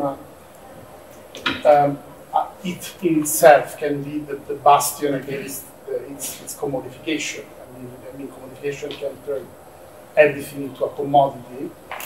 But somehow, I wonder whether reclaiming, this brutality and making it even more,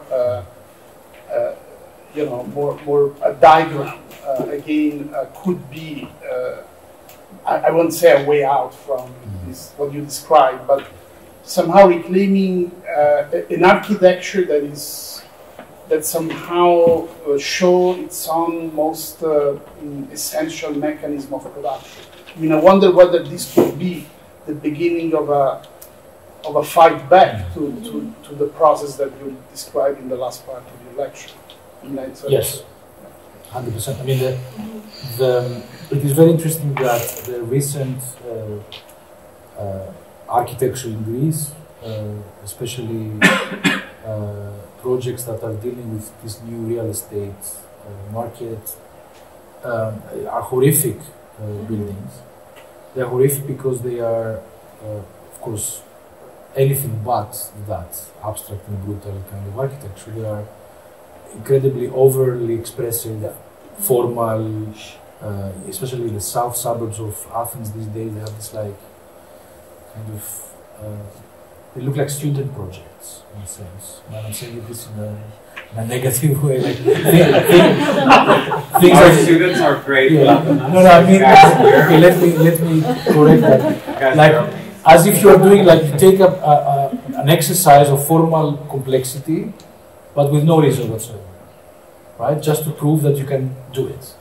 And of course, they are constructed in a very primitive way. They are again plastered, white plastered structures of Albania has a few of them as well. There's a building by Chipperfield in a housing block in Tirana, which is, it should have been made of, I don't know, like something very expensive, but suddenly it is made of this white plaster with regular windows, and it's almost like an uncanny situation. And you have buildings like that in Athens these days, and they are, they have also another problem, that this very, very clear and abstract form allowed for adaptation, modification, even the current corruption of this type. It is possible because it is so abstract. You have now buildings that are designed with flats of 300 square meters with swimming pools in the flat. All this nonsense, and the building itself is so rigid. I mean, you cannot move a thing, and therefore they would be, I guess, far less attractive very, very, very soon. I was going to say that the other problem is that the Polykatoikia is not really loved in Athens widely. I mean, we may find it fascinating, all of us here, but there's been a lot of anxiety and sort of disapproval and negative feelings. So it's not as if people want to protect it. But there is something interesting these days, which is there's a kind of hipster. There is a hipster. Sorry to say another bad word. It's true, and it's a lot of northern hipsters. I mean, I lived in Exarchia for a while, and you can tell, you can just tell. Again, but there's another moment where labor takes revenge, which is a particular type of floor, which was incredibly cheap to make in the 60s, which is a kind of composite concrete with colored aggregate. It's not. Yeah, it is kind of terrazzo, but it is a local, incredibly cheap thing, and it was amazing to see how they were doing it. These unskilled laborers, because they were basically dancing. They had these pockets of different colors of aggregates, and they were basically almost like dancing. Anyway, this was the cheapest of materials, and you will see it in the poorest and cheapest construction. 20 years ago, whenever people encountered it, they would just destroy it. I mean, it was a moment of embarrassment, an indicator of today is the most expensive thing. I mean, other styling, it's an objective of it. Yeah, totally. So, thanks to Point Supreme. Yes. Yes. No kidding. Yes. Thanks to Point Supreme. Yes. This is but why I'm saying labor takes revenge, because it's precisely that. This super simple thing. Now, I mean, cheap tiling in Greece is, I don't know, 18, 20 euros per square meter. This is 95, 100. 120. We have a comment from an Athenian person, an Athenian individual, and I think we should end the question. You were learning. No, go to that. Please. You go first. Not the Athenian. Because we need your view, basically. Yeah, you need my view, but go on. Thank you both for coming, first of all, and for both fascinating lectures that you have done. As someone, as Konstantinos said, someone who was born and raised there, but had the chance and the privilege of not living in one of those but living in the suburbs, in a more, let's say, spacious condition. When I see that, but of course, I mean, I have friends who live there, so I have a first-hand experience of what it means to live even in the western part of Athens, the more, let's say, working-class neighborhoods. When I see that, personally, that's my interpretation, and then I will ask you a question to both of you. When I see that, I see the most radical urbanization a country has ever experienced. We see a country of 11 millions. The 4 of them are living in Athens, plus 1 in Thessaloniki 5, so we see the 50% living in 2 cities. And when I think of that in relation to the 50s and the 60s, I can imagine people living in villages, leaving their ancestral grounds to go there and build the houses, work, and to find a better future. And actually, it's funny when I go back to Athens, Easter times or during August, you see the city empty, and you realize how little, how this kind of locality doesn't really exist for many people. So they really want to go back to where they come from. You know, even second generation people like my father. My mother comes from Athens. You know. So if there is, I mean, personally, I believe that Athens is a fascinating but not at all livable city. Even I was born and raised there. You know, I cannot. I mean, every time I go back, I find it very difficult to think of myself like living back, even though I love it. And my first question, I have two questions to ask you, and then I stop my monologue. The first one has to do with: do you really believe that if there is a solution to all the problems that you have described, can the solution be, let's say, separated from a project of desurbanization? It means that people can actually go back to the countryside of the country, not living 5 million in this condition.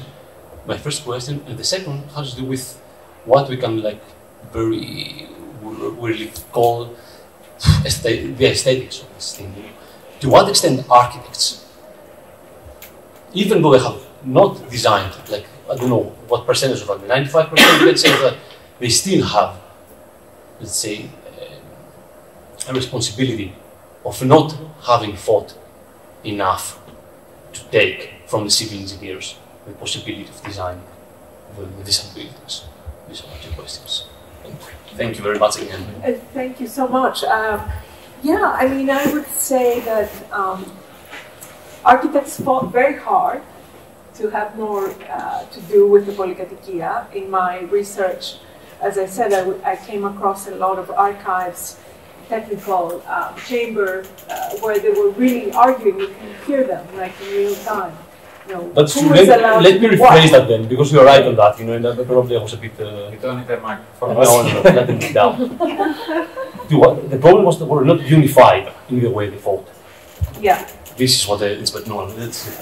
Okay, but you know, the thing is, in my view, architects are not really as powerful as they think they are, really. I mean, who designs the cities we live in? Is it all architects? What is the percentage? Okay, maybe Athens has a particularly low percentage. But, you know, look at, I don't know, New York, London. I mean, it's not really the architects, it's the developers, it's the, you know, I don't know, cooperatives, it's the government, it's the council, it's not, you know, we really think we are so important, but we're not.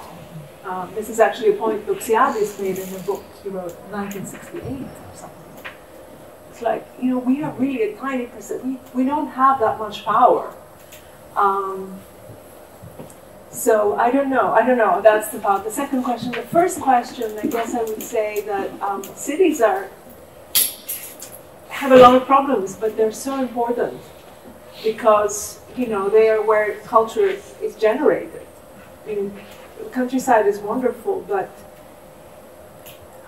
it also has its limitations. We have to, I think, we shouldn't romanticize, you know, the most beautiful, I don't know, seaside is wonderful, but culture is about interaction and flow of ideas and also sustainability and social sustainability. Cities are very high on that. You know, like indicator, in other words, in cities, people share a lot. So you share, you know, public transportation, or you share building utilities. All of that makes for a more potentially equitable, I think, way of life. Of course, what you're describing is not, you know, some of the examples we have now of these large corporations buying up whole buildings and completely destroying the sort of old way that the Polykatoikia was developed is horrible. But I don't think we should all go back to villages. No, I don't think that's a solution. I think that's probably not the solution. It's also not possible because now the whole world population is overwhelmingly more urban than rural. So it's not going to work. But doesn't the rural, isn't there this also discourse about rural areas needing to be populated again and so on? There's this problem that there's a lot of people are just yeah, this problem of people evacuating the rural side, it's not like there, to some extent, there is a need for sort of, like, and then I understand the idealism critique, but then there's also like a rational also need for people to go back. Definitely. And a lot of young people in Greece, for instance, are going back to, or going to villages and learning how to cultivate land. And this is another new phenomenon, right? Sort of the new traditionalists who are taking off and learning how to grow, olive trees and make olive oil, and that's fabulous. But yeah, I don't know. I'm not sure I've answered any of the questions. So please go on.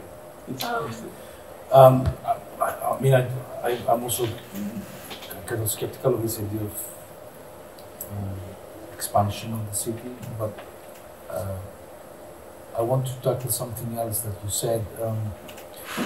In the local Greek local literature,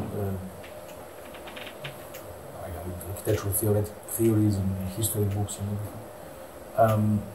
For quite some time there was this, which was cultivated by a academic establishment, right, and also establishment in practice, that the moment first of all, this type of city, only recently, I mean in the last 30, 40 years, it has been criticized. The first half of that story is incredibly celebratory and important. It moves people out of poverty. People have toilets. I mean, in the late 60s, only 17% of households have toilets in the city of Thessaloniki within their flat. And in 10 years' time, throughout the 70s, that percentage goes up to 80%. So you pee on a self-made toilet and you move to a proper toilet. I mean, this is a serious transformation of life. So now, there is a moment where this type of city starts to get criticized and attacked, it's very correct, but this is the moment where architects said, okay, let's wash our hands clean from this problem, and they started creating this myth that this has happened in the absence of architecture, or on the absence of them as individuals or as a collective, which is a total lie. It's not the civil engineers against architecture or civil engineers and architects against contractors. This was the game was played collectively. We know, if people like us that we have looked into archives and things like that, maybe some of the architects that we are presenting, they published 1 or 2 or 3 buildings of that kind. They have built 500, and no one knows about it. Because they collaborated on things, or they signed. They right? signed. They were always there, constantly there. They were. Varsamakis, which you talked and I presented a building of him. He said that he was signing when he was a student. Because that was a way to make an income. Yeah. Right. They were basically designing them in 2 or 3 days, and they were just given to contractors. So the idea that we were not involved is a myth. There's no we here. Architects were not involved. It is true that many civil engineers were also contractors, and they could sign some of the buildings themselves, but this doesn't make our professional responsibility less important. So I think this is a necessary thing that we need to do, that there is knowledge, there is involvement, for good or bad, of the professional architects. So I think we can continue this conversation. There is one question there which is... Another question? We had it before, come ask it. You wanted to say over drinks. He will come with us over drinks. So. Thank you very much for the lectures. It was really interesting. I'm not from Greece, so I can't talk about personal experience. Don't comment on anything local. But going back to the question of labor, because as you said, architects have very little to say in this model, and I was wondering if, from what you described earlier about almost like a vernacular way of building the Polykatoikia, and also about the kind of changes, structural changes in ownership, if labor was also affected in a similar way by the crises, and if there was in the building construction with contractors still this kind of knowledge transmission that was very informal, also that kind of gives access to craftsmen and types of building materials, building techniques that the working class or the middle class could still afford, and that still kind of contribute maybe to a certain degree of success. Like if we can locate a kind of resistance within the labor force or the labor practice in construction sites or not. Like if there is hope on that side, if architects maybe fail at finding solutions and viable models for the future. And I quickly add to that solution. I'm wondering also jumping on what you said before and how I think we should leave our guests to respond to this question, and after we can ask them, after the event, we can ask them whatever we want. So. Shall we respond? Yeah, to Reda's question. I mean, I'm not sure I understood the question. I think I would recommend that you watch the documentary to get the documentary that is, that is based on my book, talks to actual builders and housewives. They go and they find these people who are still around, or they were still around in 2018 when they did the research. And I think you get a really beautiful sense of how they worked, what their values were, how they collaborated. But yeah, my question is, why do you talk in the past?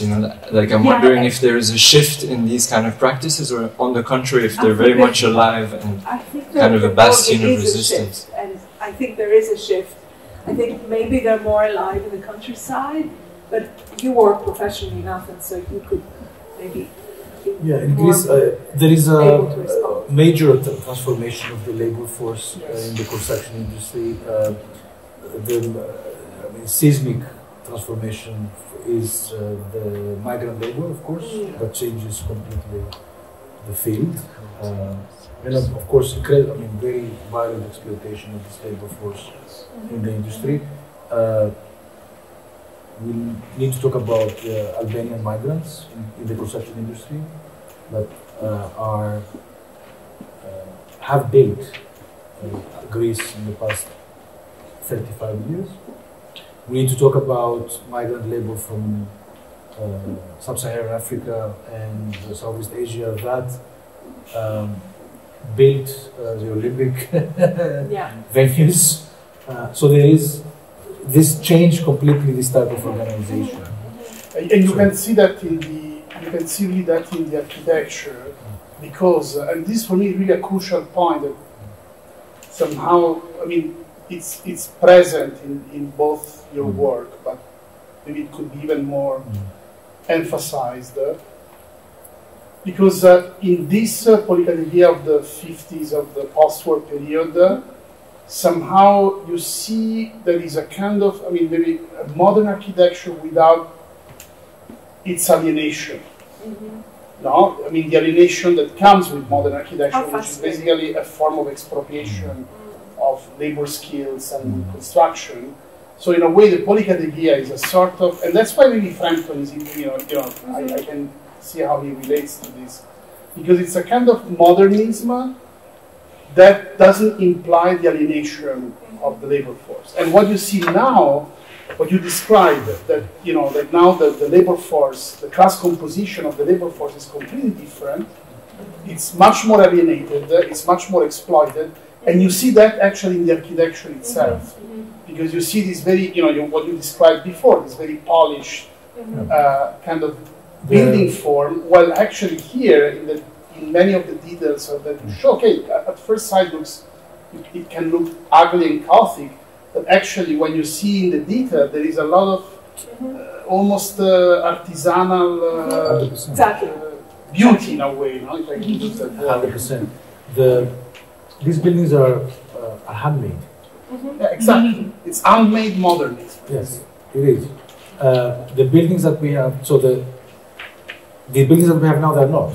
I mean, if there is one thing that still maintains this craftsmanship, it's concrete.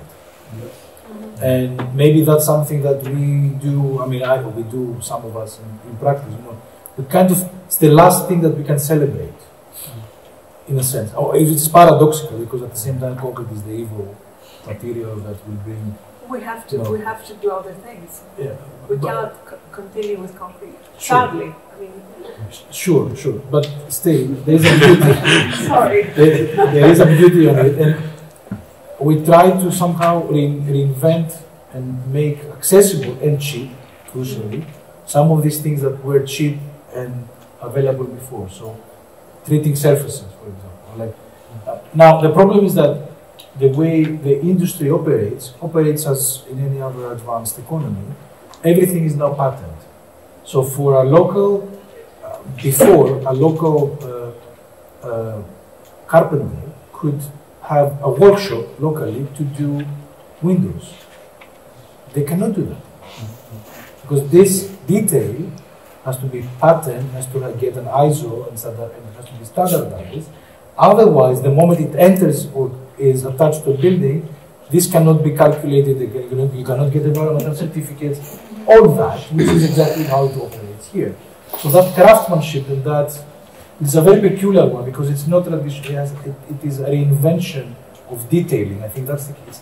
It's a detail that could happen within a very industrialized process of production of details and materials. It is done handmade. So you go to buildings from the 60s and 50s, public buildings, you have frames like that that are done in situ. And they are amazing. You know, they are. And now you cannot do that. So that's the shift. So migrant labor and standards and environmental legislation is another very crucial shift. And how that is fascinatingly connected to the form of the building. And that's, it's really interesting. So, thank you everyone. Thank you, Platon.